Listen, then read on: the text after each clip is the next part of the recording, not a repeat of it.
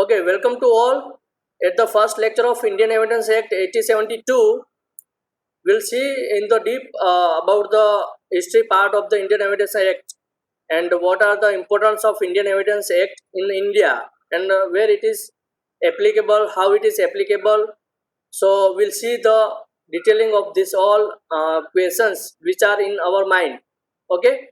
So first of all, we'll see uh, the introduction part of the Indian Evidence Act. In that, it is said that in India, the law of evidence is very important part of the both the system, whether it is civil or criminal. And the enactment of this act is path-breaking judicial introduced in India, which changed the entire system of Indian judiciaries. The Evidence Act, which was passed by the British Parliament in the year 1972, ક્યારે જ્યારે British સરકાર હતી ત્યારે આ pass કરવામાં આવ્યો હતો. Sorry, અહીંયા મિસ્ટેક છે, 1972 જગ્યાએ 1872 આવશે. But regulation regarding admissibility of the evidence in the court of law. શેના માટે? કે ભાઈ કોર્ટ ઓફ લોની સામે તમારે એડમિસિબિલિટી ઓફ ધ એવિડન્સ જે છે, તમારા જે પ્રૂફ છે, દસ્તાવેજો છે, એ ક્યાં કોર્ટની અંદર રજૂ કરવા માટે.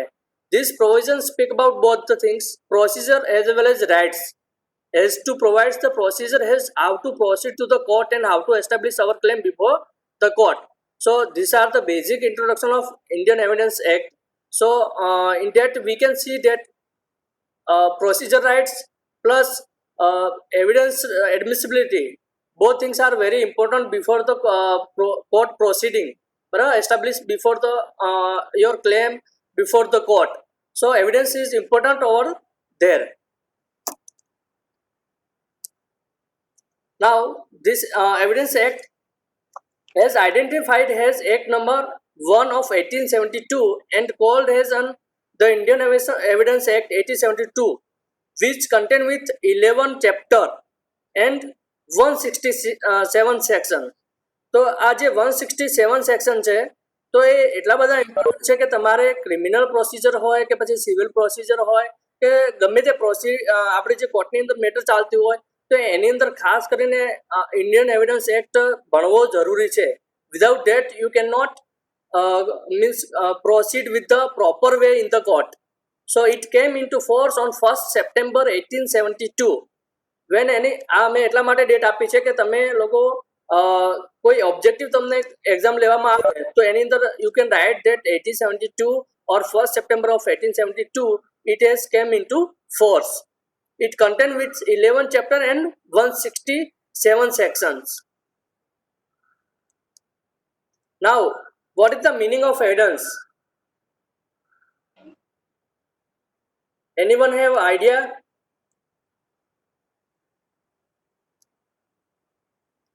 કોઈ કહેશે મિનિંગ ઓફ એવિડન્સ? બોલી શકો છો? એવિડન્સ નો મતલબ શું થાય છે?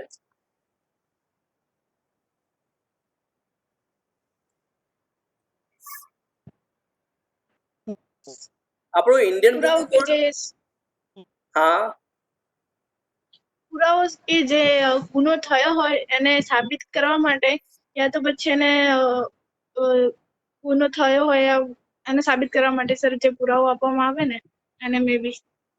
ઓકે, બીજા કોઈને એવિડન્સ ની ડેફિનેશન કોઈને આવડતી હોય તો? સાબિતી માટેનો લેખિત કે મૌખિક જે આધાર હોય ને તે. ઓકે, એ આધાર અને એ જે દસ્તાવેજ છે ક્યાં રજૂ કરવો પડે? કોર્ટ સામે. પોલીસ સ્ટેશનમાં ના ચાલે? ચાલે. ઓકે, પછી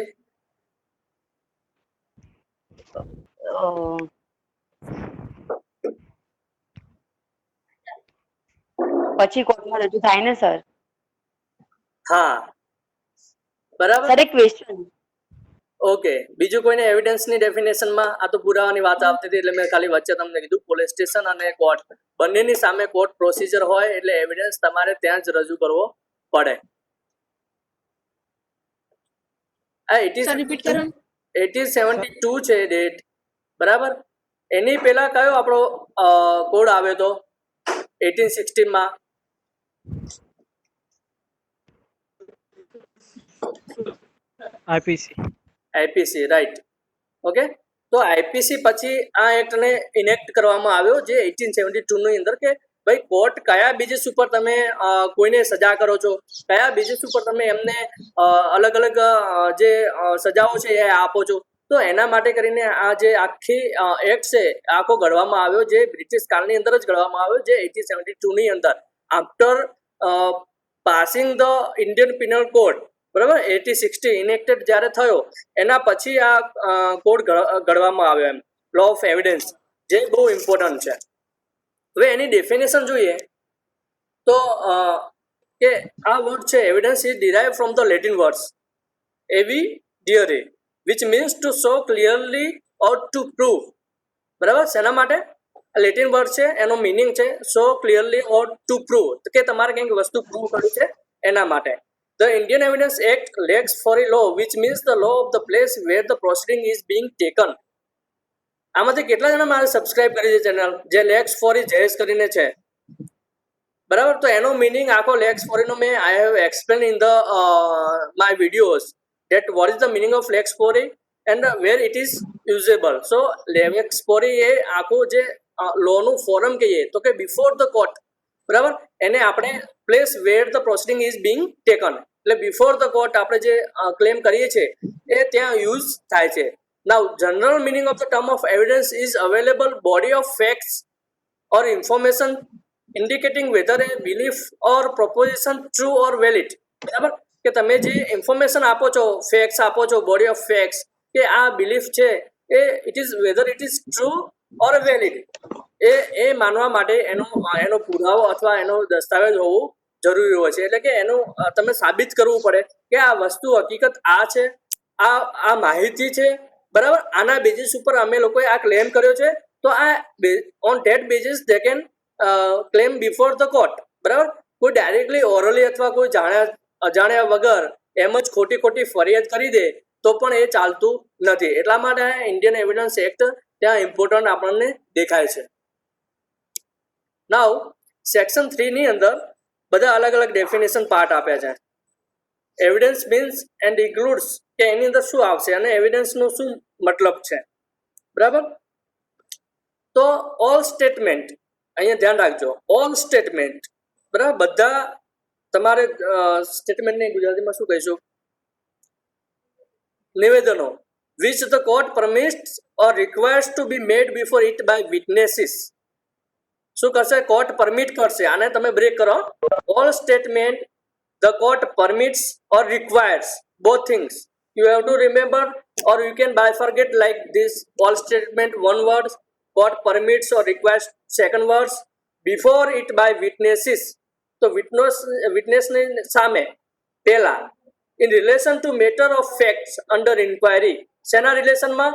મેટર ઓફ ફેક્ટ જે છે એના અંડરની અને એની જે ઇન્ક્વાયરી છે, સચ સ્ટેટમેન્ટ, જે પણ આવા નિવેદન હોય એને ઓરલ એવિડન્સ કહેવામાં આવશે. So mainly there are two evidence, we can say that oral evidence and documentary evidence. In that the evidence has been defined under this section 3 of the Indian Evidence Act. Oral એવિડન્સની વાત થઈ ગઈ, તો એની અંદર જે કી word છે એ important છે તમારા માટે, બરાબર, to remember the section and plus definition of the evidence. Now second is all document including electronic records produce for the inspection of the court. Such documents are called documentary evidence. આ electronic records છે એ કયા under આવશે, કયા એક્ટની અંદર આવશે? Indian evidence એક્ટની અંદર include તો થયું. I don't know the amendment, but this part has been amended in 2013, I think so, બરાબર. તો આ જે ઇલેક્ટ્રોનિક રેકોર્ડ છે એક બીજા કયા એક્ટને લિંક છે, કોઈ કહેશે?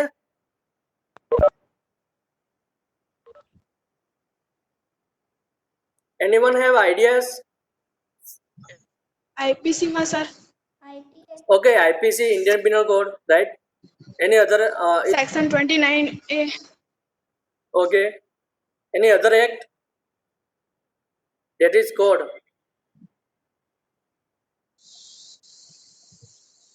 Information technology. Yes, correct.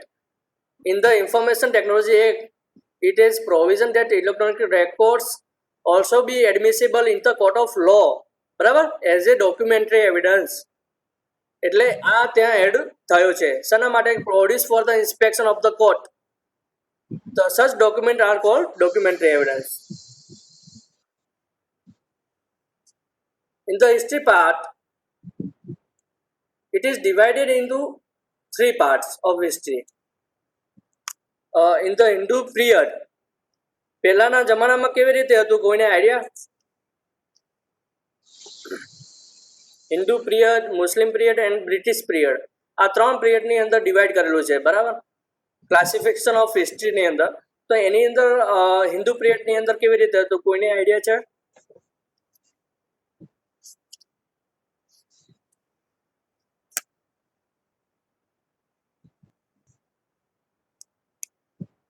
આની અંદર થોડુંક વાત કરું હિસ્ટ્રી પાર્ટની પહેલા. એવિડન્સની ડેફિનેશનની અંદર જે ઇન્ક્લુડ થયા છે ઓરલ અને ડોક્યુમેન્ટરી એવિડન્સ, તેવી જ રીતે પ્રાઇમરી એન્ડ સેકન્ડરી એવિડન્સ, એના વિશે કોઈને આઈડિયા હોય તો કહી શકે છે. I have not included that slide, but anybody have any ideas about primary and secondary evidence? What will be included in primary and what will be included in the secondary? Anyone have ideas about that?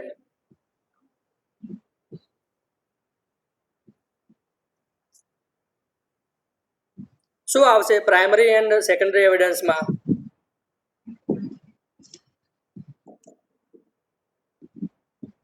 કોઈને idea ખરી?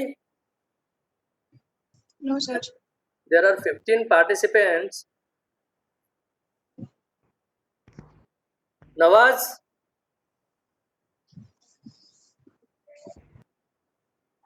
Mushtaq?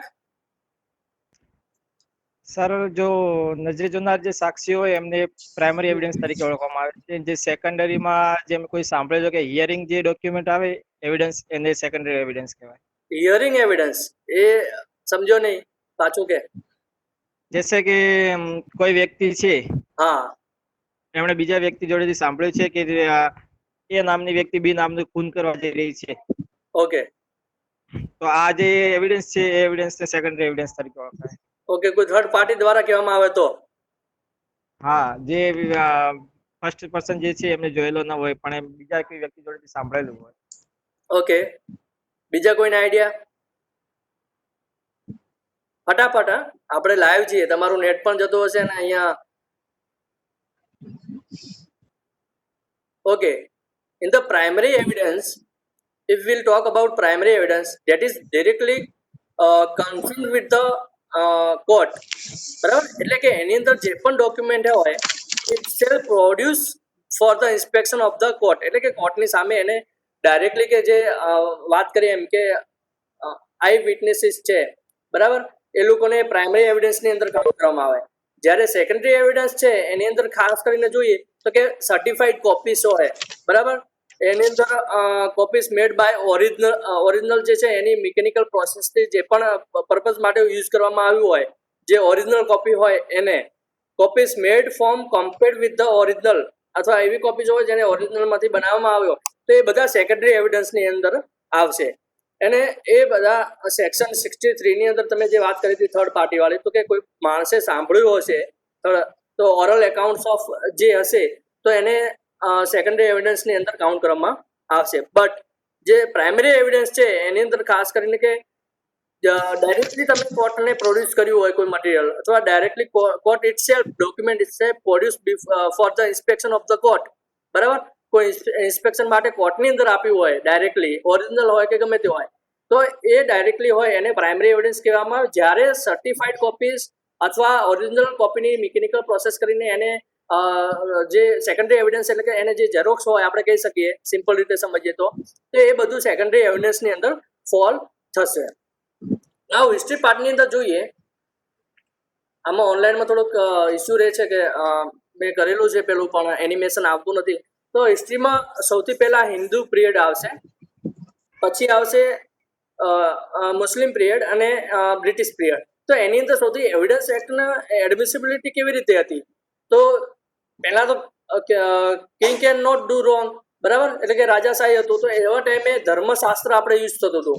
Depends on ધર્મશાસ્ત્ર, જે ધર્મ કે એ પ્રમાણે એમને ચાલવું પડે, એટલે કિંગ્સ વેર ધ જજીસ ઓફ ધ કોર્ટ.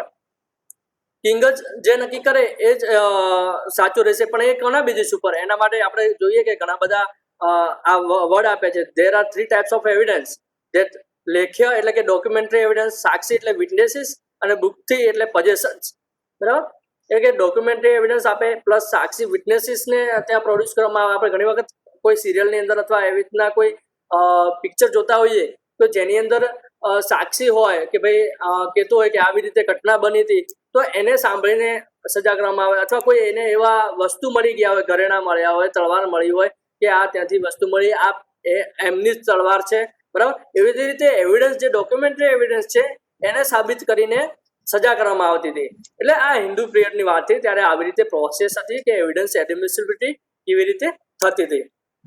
તેવી જ રીતે જોઈએ તો કે મુગલ પિરિયડની અંદર, જેની અંદર મુસ્લિમ પિરિયડની અંદર કે there are depends on the jurisprudence written by sir Abdul Rahim. બરાબર? લો ઓફ એવિડન્સ શેના ઉપર ડિપેન્ડ છે? કે બુક મુસ્લિમ જ્યુરિસ્પ્રુડન્સ જે છે એમાં સર અબ્દુલ રહીમના ઉપર લો ઓફ એવિડન્સની બુક છે એના ઉપર આખું ડિપેન્ડ છે કે એ લોકો શેને માનશે તો કે હોલી કુરાન. બરાબર? Purely base upon the holy Quran. અને ત્યાં qazis were prefer to decide the dispute. જે કાજી હોય છે એ ડિસ્પ્યુટને સોલ્વ કરતા હોય છે. એટલે કોઈ પણ મેટર હોય ત્યારે એ પિરિયડમાં કાજીનો રોલ ઇમ્પોર્ટન્ટ કહી શકાય. અને ત્યારે પણ ઓરલ એન્ડ ડોક્યુમેન્ટરી એવિડન્સ પણ હતા. બરાબર? આ જેમ જેમ આગળ જતા રહીએ તેમ તેમ બ્રિટિશ પિરિયડ આવ્યો. બરાબર? તેની અંદર evidence act was originally pass by the British parliament in 1872. The concept of admissibilities of any evidence in court of law કે ભાઈ admissibility of the evidence act એ થશે. કન્સેપ્ટ આપણે જે છે એ સમજવો જરૂરી છે. એટલે આવી રીતે એનું એવ્યુલેશન થયું કે આ હિસ્ટ્રી પાર્ટ એક તમારા નોલેજ માટે છે. બરાબર? જેથી કરીને તમને ધ્યાનમાં આવે કે આનો એવ્યુલેશન એવિડન્સ એક્ટ ત્યારે પણ યુઝ થતો હતો અને અત્યારે પણ થોડુંક 1872 પછી જ્યારે બ્રિટિશ પિરિયડની અંદર પાસ થયો ત્યારનો અમલમાં આવેલો છે. બરાબર? એના માટે આ ઇમ્પોર્ટન્ટ છે જોવું. નાઉ હવે સેક્શન 3 ના ઇન્ટરપ્રિટેશન જોઈએ કે કોર્ટ કોને કહેવાય. કોઈ કહેશે કોર્ટ કોને કહીશું? કોર્ટ કોને કહીશું?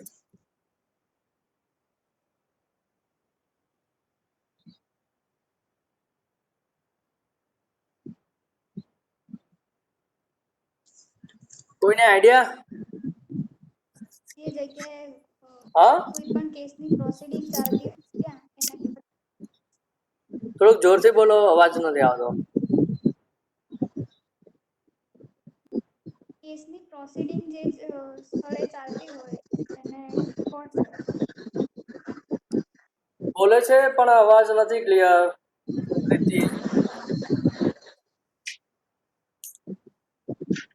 ચલો ઇન્ટરપ્રિટેશન ક્લોઝ ની અંદર સૌથી પહેલા જોઈએ કે કોર્ટ. બરાબર? કોર્ટની અંદર શું આવશે? તો કોર્ટની અંદર પેલા તો જજીસ હોય. બરાબર? includes all judges and magistrate and all person except arbitration legally authorized to take evidence. બરાબર? આર્બિટ્રેટર આની અંદર આવી શકશે નહીં કોર્ટની ડેફિનેશનમાં. તો કોર્ટની અંદર જેટલા જજીસ હોય અથવા મેજિસ્ટ્રેટ છે એની એવિડન્સ એક્ટ પ્રમાણે કોર્ટનો મિનિંગ આ થશે કે કોર્ટ ઇન્ક્લુડ્સ ઓલ જજીસ and magistrate and all persons. શું છે? જજીસ, magistrate and all persons except arbitrators legally authorize to take evidence. તો એ લોકો લીગલી ઓથોરાઇઝ છે કે બધા એવિડન્સ લઈ શકે છે એક્સેપ્ટ આર્બિટ્રેટર્સ. બરાબર? એ કોર્ટની ડેફિનેશન આવશે as per the Indian evidence act section 3. તો you have to remember this things. Now what is the fact? Fact has been defined as like this. It includes anything of state of things or relation of things capable of being perceived by senses. Second, any mental condition of which any person is conscious. બરાબર? તો કે ફેક્ટની અંદર ખાસ કરીને એ આવશે કે anything એટલે કે ગમે તે વસ્તુ. સ્ટેટ ઓફ થિંગ્સ ફેક્ટનો મતલબ એટલે કે જે તમે સ્ટેટ કર્યું છે, તમે જે કીધું છે, નિવેદન કીધું છે તે. ઓર રિલેશન ઓફ થિંગ્સ કે તમે જે ફેક્ટના રિલેશન સાથે જોડાયેલા છો તે. ફેક્ટ્સની હકીકત સાથે તમે હકીકત સાથે જોડાયેલા છો તે. Capable of being perceived by senses એટલે એ માણસ એને કેપેબલ હોય કે ભાઈ આ વસ્તુ હકીકત આ છે. બરાબર. અને એની mental condition which any person is conscious, એટલે કે એની કોન્શિયસ મેન્ટલ કન્ડિશન પણ હકીકતમાં સારી છે અથવા કન્ડિશન કોન્શિયસ છે, બરાબર, તે આપણે કહી શકાય. તો તે ઇન્ક્લુડ થશે ફેક્ટની અંદર. વધારામાં જોઈએ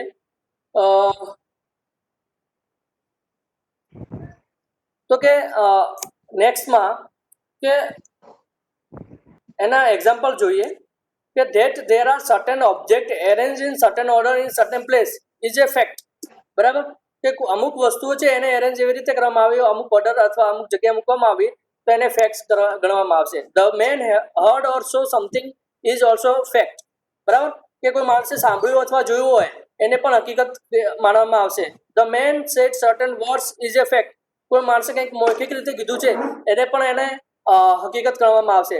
That a man holds a certain opinion, has certain intention, acts in good faith or fraudulently, or uses a particular word in particular sense, or was at a specified time conscious of particular sensation is a fact. બરાબર, એટલે કે આ આખી બધી detail છે કે facts કોને કહીશું, બરાબર, એનું આખું ડેફિનેશન પાર્ટ પ્લસ ઇલસ્ટ્રેશન એનું ઉદાહરણ સમજીએ તો આપણને ધ્યાનમાં આવે કે આ બધી વસ્તુ હકીકતમાં આવશે. જેમ કે કોઈ જોયું છે, સાંભળ્યું છે, બોલે છે, ઓબ્જેક્ટ ને પડ્યા છે, certain reputations manage certain reputation is a fact, બરાબર, એને પણ ફેક્ટ ગણવામાં આવે છે, હકીકત ગણવામાં આવે છે. તો આ બધા ફેક્ટ્સની અંદર આવશે. નાઉ what is relevant as per the section 3 of the Indian Evidence Act. Now relevant, one fact is said to be relevant to another. શું કીધું છે અહીંયા? એક ફેક્ટ છે એ relevant to another એટલે કે બીજાને relevant એટલે કે એને મળતું જુલતું હોવું જોઈએ. When the one is connected with the other in any of the ways referred to in the provision of this act relating to the relevancy of the fact, બરાબર, એટલે એ relevancy of the facts કહેવામાં આવશે. Okay, I got the one answer from the Mustaq bhai. Questions from the Mustaq. આર્બિટ્રેટરમાં કઈ વ્યક્તિનો સમાવેશ થાય? જો કોર્ટની અંદર જે ઇન્ડિયન એવિડન્સ એક્ટ છે એ પ્રમાણે એનો ડેફિનેશન કોર્ટની ડેફિનેશન પ્રમાણે એનો સમાવેશ થશે નહીં. બટ ત્યાં ડેફિનેશનની અંદર ક્લિયરલી કીધું છે ઓલ જજીસ, ઓલ મેજિસ્ટ્રેટ, ઓર એની પર્સન, બરાબર, એક્સેપ્ટ આર્બિટ્રેટર, બધા માણસો તો ખરા જ, કોઈ પણ વ્યક્તિઓ તો ખરા, બરાબર, પણ જે judicially bind with judicial system or legally binding હશે એ જ વ્યક્તિઓ ગણાશે, બરાબર. માણસો ખરા, બધા માણસો, પણ એમાં પણ કેવા કે જ્યુડિશિયલી લીગલી બાઇન્ડિંગ હોય એ, એટલે આર્બિટ્રેટરની ઇન્ડિયન એવિડન્સ એક્ટની અંદર એને કોઈ રોલ હશે નહીં, બરાબર, એની કોર્ટની ડેફિનેશનમાં આવશે નહીં. Clear Mustak? Now this relevancy is connected with the each other facts, each other statement, each other relevancies of the facts, બરાબર, એ બધું રિલેવન્ટ એને રિલેવન્ટ કહેવામાં આવશે. Now what is document? Document means any matter express or describe upon any substance by means of letters, figures or marks, or by more than one of those means intend to be used or which may be used for the purpose of recording that matter. by document શું આવ્યું કે any matter express કે તમે કોઈ પણ વાતને છે એને એક્સપ્રેસ કરો છો અથવા ડિસ્ક્રાઇબ કરો છો upon any substances, કોઈ એક વસ્તુને ધ્યાનમાં રાખીને by means of letter અથવા લેટર દ્વારા અથવા કોઈ ફિગર અથવા માર્ક્સ એટલે એવું તમે એના પ્રેઝન્ટેશન દ્વારા by more than one of those means, બરાબર, આનાથી પણ વધારે કોઈ પણ હોઈ શકે. ઇન્ટેન્ટ ટુ બી યુઝ એટલે જ્યારે એનો ઇન્ટેન્શન યુઝ થાય, એનું આપણે ઉદાહરણ જોઈએ એટલે ક્લિયર થઈએ કે ભાઈ a writing is a document, words printed, lithographed or photographed આ ડોક્યુમેન્ટ્સ, આ બધાને ડોક્યુમેન્ટ કહેવામાં આવશે. A map or plan is a also document. Inscription on metal plate or stone is a also document. Caricature is also document, બરાબર.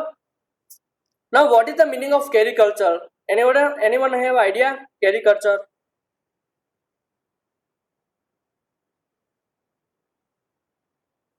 કોઈ કહેશે કેરિકલ્ચર શું છે? એને ડોક્યુમેન્ટ કહેવામાં આવે છે. એટલે આપણે ઘણા વખત જોતા હોય છે, અમુક ચિત્રો જતા હોય છે, બરાબર, એટલે કાર્ટૂન ટાઈપ, બરાબર, એટલે એને પણ ડોક્યુમેન્ટ ગણવામાં આવશે, બરાબર. કેરિકલ્ચરનો મિનિંગ એ થાય છે. એટલે આ બધા ડોક્યુમેન્ટ્સની ડેફિનેશન છે. also we have to understand that what is the document in the Indian Evidence Act. Now, proof. This is the main thing in the Indian Evidence Act, that you have to prove your fact, you have to prove your document, you have to prove your relevancy. બરાબર, આ બધી વસ્તુને મળાવીને પ્રૂવની definition અથવા પ્રૂવની આપણે વ્યાખ્યા કહી શકીએ. તો fact is said to be proved when after considering the matter before it. બરાબર, considering the matter before it the court either believes it to exist. શું કરવાનું? બિલીવ એવું માનવામાં કે આ મેટર હકીકતમાં છે, or consider it existence so probable that prudent man ought, એટલે કોઈ પ્રોડ્યુન્ટ કરતા હોય તો એ નીકળી શકે, under the circumstances of the particular case to act upon the suppositions that it exists. બરાબર, કે તમે એને પ્રૂવ કરતા હોય છે કે આ વસ્તુ હકીકત આ સાચી છે, આ રિલેવન્સી છે, આ એના ડોક્યુમેન્ટ છે અને આ મારી મેટર છે. બરાબર, that you have to prove before the court, and this is the definition of this proof. Now, what is disproved? A fact is said to be disproved when, after considering the matter before it, the court either believes that it does not exist. શું કરશે? કોર્ટને એવું માને કે આ વસ્તુ હકીકત અથવા આ ફેક્ટ્સ અંદર એક્ઝિસ્ટ થતા અથવા એ હકીકતમાં શાશ્વત છે જ નહીં અથવા અસ્તિત્વમાં જ નથી. તો બરાબર, એને ડિસ્પ્રૂવની અંદર માનવામાં આવશે. Or consider it non existence so probable that a prudent man ought, under the circumstances of the particular case, to act upon the supposition that it does not exist. જે તમે એક પર્ટિક્યુલર કેસ વિશે જો વાત સર્કમસ્ટેન્સીસને ધ્યાનમાં રાખીને તમે વાત કરવા માંગતા હોય તો that is not exist in the realities, so that is called a disproving your things, your facts, your relevancy or your documentation. બરાબર, તો એને ડિસ્પ્રૂવ કહેવામાં આવશે. જ્યારે ક્યારે? Court believes. બરાબર, અહીંયા યાદ રાખજો, if the court either believes that, જો કોર્ટ એવું માનશે ત્યારે. હવે not proved, a fact is said not to be proved when it is neither proved or not disproved. Simply define થઈ જાય છે કે ભાઈ જ્યારે પ્રૂવડ અને ડિસ્પ્રૂવ બને ના થાય તો that is called a not proved. એટલે કે એ ફેક્ટ્સ અથવા એ તમારી જે હકીકત છે, તમારા જે સ્ટેટમેન્ટ છે, that will be counted as a not proved. બરાબર, એટલે એ as per the Indian evidence act that the document of oral whether it is documentary that is not a cover under or not existence in the court of law or in the realities, that is called a not proved. Now, section 4, this is most important part of, we can say, that Indian Evidence Act. In that,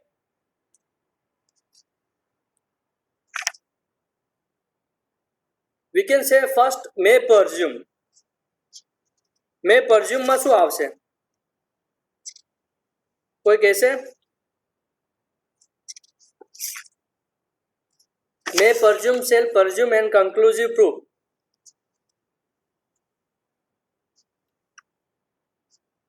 anyone have idea? વાંચીને નહીં, હા, કોઈ તમને એમને ખ્યાલ હોય તો કહી શકે છે.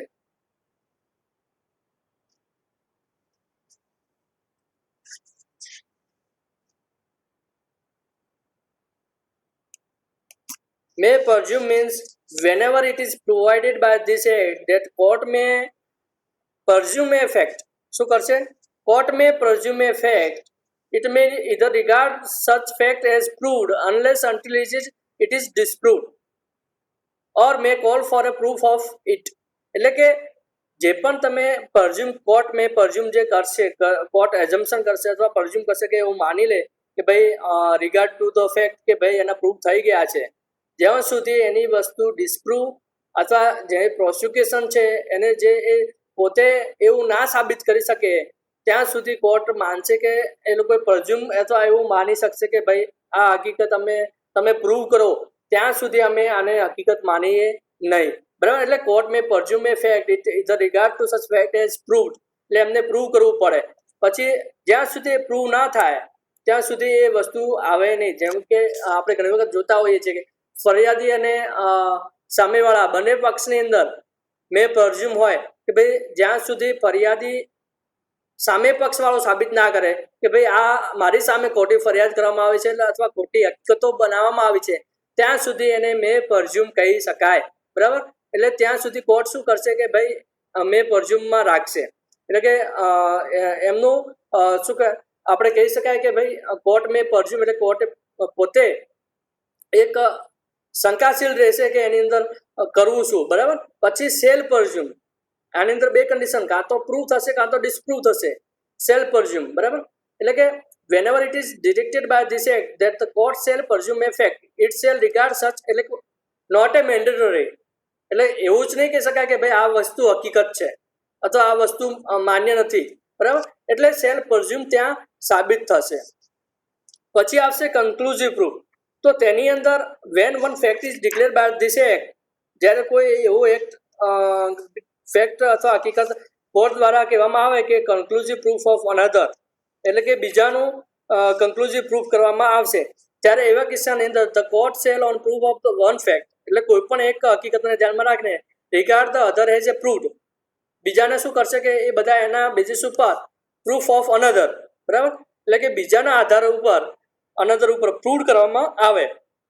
And shall not allow evidence to be given for the purpose of disproving it, કે એના માટે કોઈ બીજા કોઈ એવિડન્સ આપવામાં આવશે નહીં કે એનાથી ડિસ્પ્રૂવ થાય, એટલે કે સાબિત ન કરી શકે તેના માટે કરીને, બરાબર. એટલે આ જે મેઇનલી છે મે પરઝ્યુમ, સેલ પરઝ્યુમ અને કન્ક્લુઝિવ proof, that is the most important part of the Indian Evidence Act, and we'll see in the details with some maxims and some clearing about the interpretation of the may presume, shall presume and conclusive proof. Now anybody have any doubts, they can raise the doubts and they can write in the chat box. We have only 5 minutes, huh? After 5 minutes meeting will be ended automatically.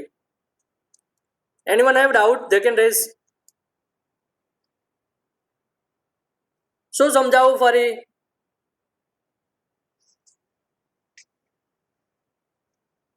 Sir, last word, conclusive. Conclusive proof. Okay. તો કે when one fact is declared by this court act be conclusive proof of another, એટલે આની અંદર જો કોર્ટે શું કર્યું છે, the court shall, આ વસ્તુ ધ્યાનમાં રાખવાની છે, the court shall on proof of one fact, જ્યારે એક વસ્તુ પ્રૂફ થઈ ગયું હોય કોઈ પણ એક હકીકતને ધ્યાનમાં રાખીને અને regard the other as a proved, તો એ શું કરે કે બીજાને પ્રૂફ થઈ ગયા છે એવું માની લે, સમજ્યા? The court cell on proof of one fact, એટલે કે કોઈ પણ એક હકીકતને ધ્યાનમાં રાખીને કોર્ટે એવું માની લીધું હોય કે ભાઈ આ ફેક્ટ છે, એની હકીકત બરાબર છે, આ વાતે અમે માને રાખી છે, બરાબર. જે કન્ક્લુઝિવ પ્રૂફ ઓફ અનધર એટલે બીજાને ધ્યાનમાં રાખીને that will be regard has a proved, બરાબર, એના બેઝિસ ઉપર બધાને પ્રૂવડ કહી દે.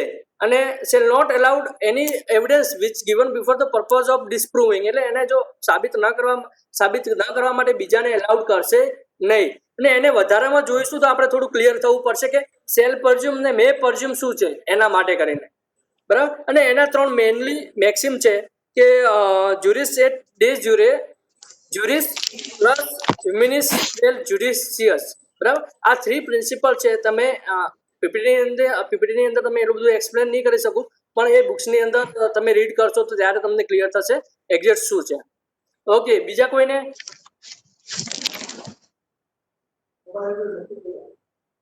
થોડું કન્ક્લુઝિવ પ્રૂફનું આપણે નેક્સ્ટ લેક્ચરથી હું પાછું ચાલુ કરીશ, બરાબર. એની અંદર થોડું ડિટેલિંગ સાથે ઇન્ટરપ્રિટેશન એનું જોઈ લઈશું.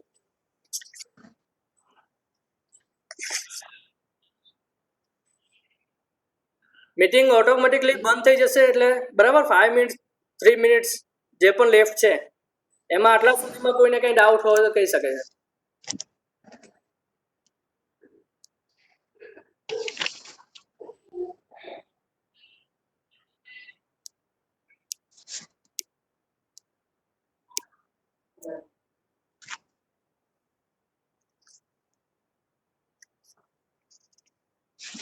વચ્ચે અમુક કેસીસ છે એ હું તમને કાલે અથવા નેક્સ્ટ લેક્ચરની અંદર તમને હું કહીશ કે કયા જગ્યાએ કયા કયા કેસીસ લેફ્ટ છે આપણે, બરાબર. એ પાછા આપણે જોઈ લઈશું. સર, લેન્ડમાર્ક કેસીસ કહેતા રહેજો. હા હા હા, ને થોડુંક જનરલ ઇન્ફોર્મેશન છે એ કાલે હું ત્યાંથી જ ચાલુ કરીશ, કાલે અથવા જ્યારે પણ આપણું નેક્સ્ટ લેક્ચર હશે ત્યારે, બરાબર. Okay. Okay. Anybody have any other doubts? What is example of proved and non-disproved? Okay. Example of proved and disproved. It depends on the court. court will say that whether the facts has been issued before the court or before the court of law. જ્યારે કોર્ટની સામે આવે ત્યારે એને proved અને ડિસ્પ્રૂવડ સમજીએ તો આપણને ખબર પડે કે એવી હકીકત હોય અથવા એવા ડોક્યુમેન્ટ હોય કે જેની અંદર તમે કોર્ટની સામે પ્રોડ્યુસ કર્યા હોય અને એક્ઝામ્પલ જોઈએ કે મેં વાત કરી હતી પેલી હિસ્ટોરિકલ ડેવલપમેન્ટની અંદર વાત કરી, પણ આની અંદર પ્રૂવડ ક્યારે મનાશે? જ્યારે court either believe it to exist. પ્રૂવડની અંદર ક્યારે કે કોર્ટ એવું માનશે કે આ વસ્તુ હકીકતમાં જ છે, અસ્તિત્વમાં છે. સપોઝ કે we are producing any fact with that domestic violence happen in the COVID-19 બરાબર. તો એની અંદર જ્યારે એવું કોઈ ડોમેસ્ટિક વાયલન્સ માટે શું થયું હોય કે કોઈ એવી એફઆઈઆર થઈ હોય અથવા કોઈ એવું સ્ટેટમેન્ટ લખાયું હોય અથવા કોઈ ઓનલાઈન કમ્પ્લેન થઈ હોય, તો એ આપણે કોર્ટને એ બતાવવું પડે કે ભાઈ અમે આ વસ્તુ અથવા આ ફેક્ટ્સ છે અથવા ઓરલી તમે પ્રોડ્યુસ કરો છો, તો એના બેઝિસ ઉપર કોર્ટ એવું બિલીવ કરે ત્યારે ને ત્યારે એ પ્રૂવડ કહી શકાય. બરાબર. અને પ્રૂવ થયું છે અને